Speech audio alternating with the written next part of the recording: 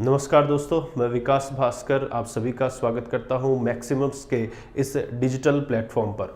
अब हम बात करेंगे 2021-22 का जो बजट है उसके बारे में कि 2021-22 का जो बजट प्रस्तुत किया गया उसमें सरकार ने कौन कौन सी घोषणाएं की, कौन कौन से सेक्टर से संबंधित घोषणाएं सरकार के द्वारा किस तरीके से की गई।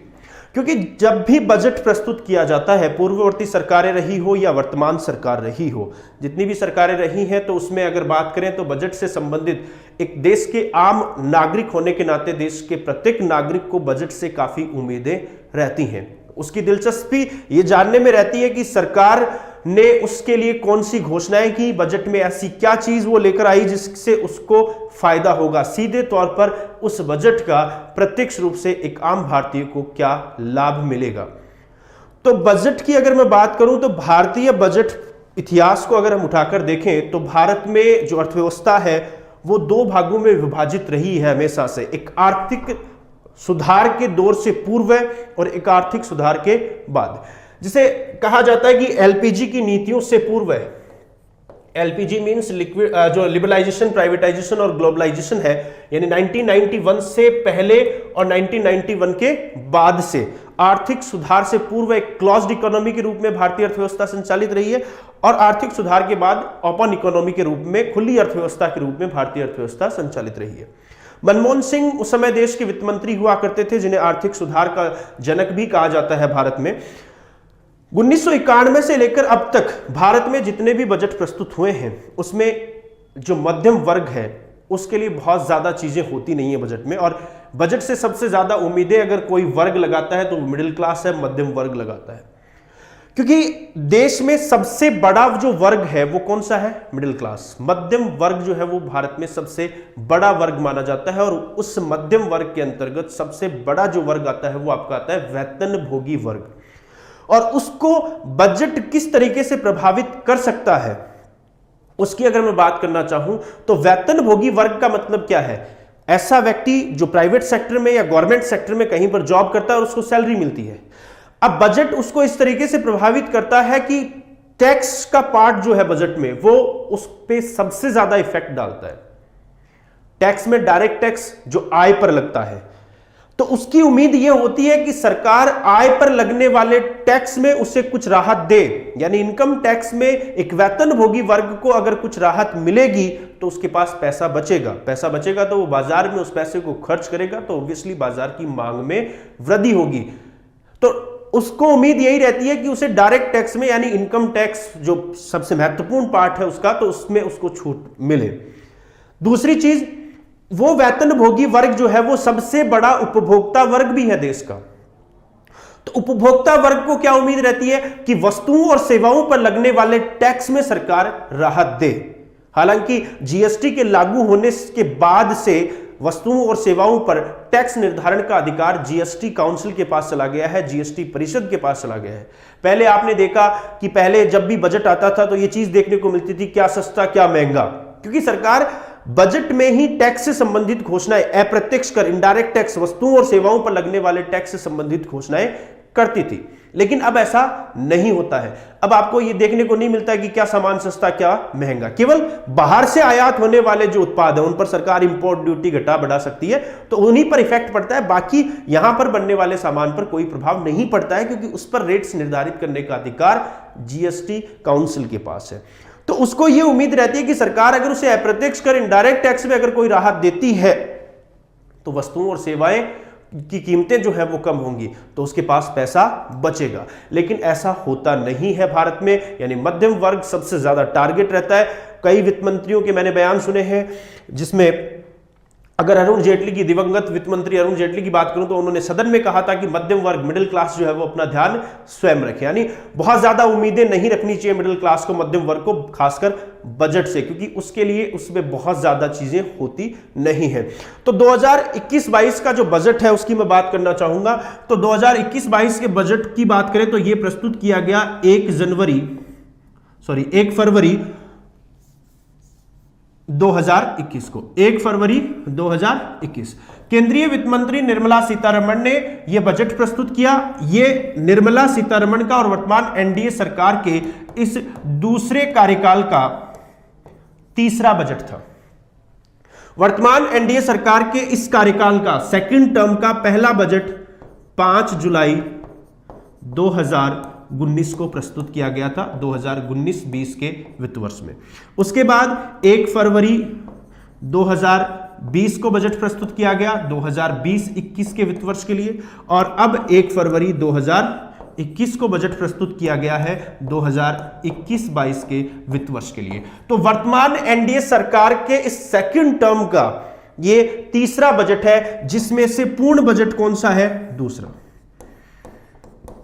ये जो बजट था ये 2019 के लोकसभा चुनाव के बाद प्रस्तुत किया गया था, तो ये पूर्ण बजट नहीं था। उससे पहले 2019 में फरवरी में भी सरकार ने बजट पेश किया था, वो भी पूर्ण बजट नहीं था, क्योंकि अंतरिम बजट इस तरह की स्थिति में प्रस्तुत किया जाता है। बजट का ही एक प्रकार है अंतरिम बजट, जो विशेष परिस्थितियों में प्रस्तुत किया जाता है। विशेष परिस्थितियां जैसे चुनाव के समय, सीमा पर युद्ध की स्थिति में, या प्राकृतिक आपदा की स्थिति में। इस तरह के बजट में सरकार पूर्व अनुमानित आय का उल्लेख नहीं करती है, बल्कि केवल व्यय का ही उल्लेख, खर्चे का ही उल्लेख किया जाता है। पैसा कहां से आएगा ये नहीं बताना है, केवल खर्चा बताना होता है। इसीलिए आपने एक चीज देखी होगी कि चुनाव से ठीक पहले जो भी बजट आते हैं, उन बजट में लोक लुभावनी घोषणाएं बहुत की जाती हैं, क्योंकि पैसा कहां से आएगा, इनकम का सोर्स आपको बताना नहीं है, केवल खर्चा बताना है। तो लोक लुभावनी घोषणाएं जो है वो बहुत होती है। उस बजट की वैधता केवल 6 महीने की होती है। तो ये पूर्ण बजट कौन सा था? दूसरा पूर्ण बजट था, और सरकार के इस सेकंड कार्यकाल का ये तीसरा बजट था, जो निर्मला सीतारमण के द्वारा प्रस्तुत किया गया। 2021-22 का जो बजट है वो लगभग 35.5 लाख करोड़ रुपए का है। 35.5 लाख करोड़ रुपए का 2021-22 का बजट है। अब इसमें सबसे महत्वपूर्ण चीज कि चालू वित्त वर्ष जो चल रहा है 2020-21, इस चालू वित्त वर्ष में आप सभी को पता है कि कोरोना वैश्विक महामारी के इस दौर में वैश्विक अर्थव्यवस्था बड़े स्तर पर प्रभावित हुई, और उसका असर भारतीय अर्थव्यवस्था पर भी पड़ा। भारत में सबसे स्ट्रिक्ट लॉकडाउन लागू हुआ, और स्ट्रिक्ट लॉकडाउन की वजह से इंडस्ट्रियल ग्रोथ जो है वो बड़े स्तर पर प्रभावित हो गई।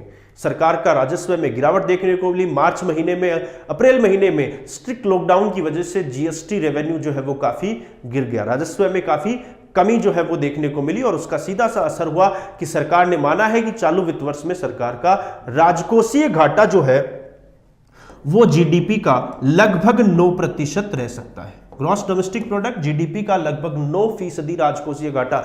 भारत की जो जीडीपी है उसमें 9% का मतलब लगभग 12-13 लाख करोड़ रुपए चालू वित्त वर्ष में सरकार को घाटा होने जा रहा है। इसीलिए आपने देखा है कि 2021-22 के बजट में बहुत से लोग जो कह रहे हैं कि सरकार ने सब कुछ बेच दिया, सरकार ने सब कुछ बेच दिया, तो सरकार को पैसे की आवश्यकता है, क्योंकि चालू वित्त वर्ष में सरकार को लगभग 12 लाख करोड़ रुपए से ज्यादा का घाटा इस बजट में लग रहा है, अनुमानित है। अब आगामी वित्त वर्ष में कितना हो सकता है, यानी 2021-22 में, यह भी महत्वपूर्ण क्वेश्चन है कि 2021-22 में अनुमानित राजकोषीय घाटा जीडीपी का 6.8% का सरकार ने लक्ष्य रखा है। अब जरूरी नहीं कि लक्ष्य जो है वो पूरा ही हो, तो अनुमानित राजकोषीय घाटे का लक्ष्य कितना है? जीडीपी का 6.8% लक्ष्य निर्धारित किया गया है सरकार के द्वारा।